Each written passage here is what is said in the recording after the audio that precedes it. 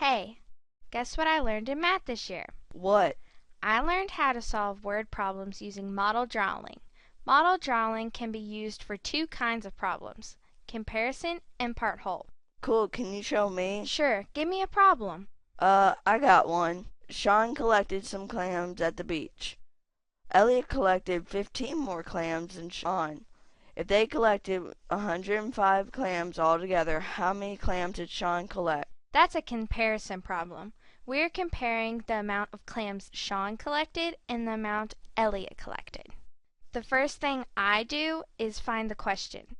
How many clams did Sean collect? We restate the question so it's a statement. For example, Sean collected blank clams. Since this is a comparison problem, we draw two bars the same size to represent what is being compared. This is the number of clams they have in common. Okay, I get it. Can I try? Sure. The only important information we have about Sean is that he collected some clams. At this point, we don't have any more information to add. Am I right? Yep.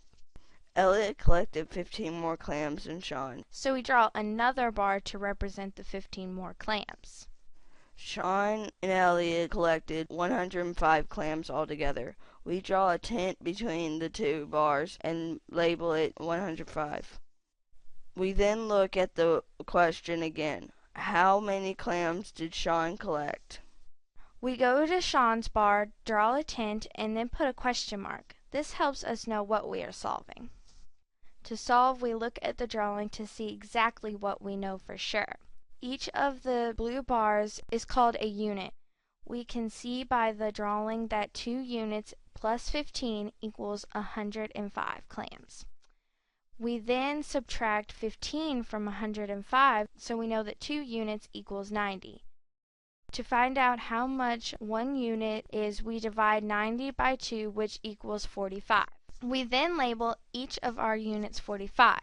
Our question mark reminds us that we are solving to see how many clams Sean collected. We can see that Sean collected 45 clams. Well, thanks for showing me how to do word problems.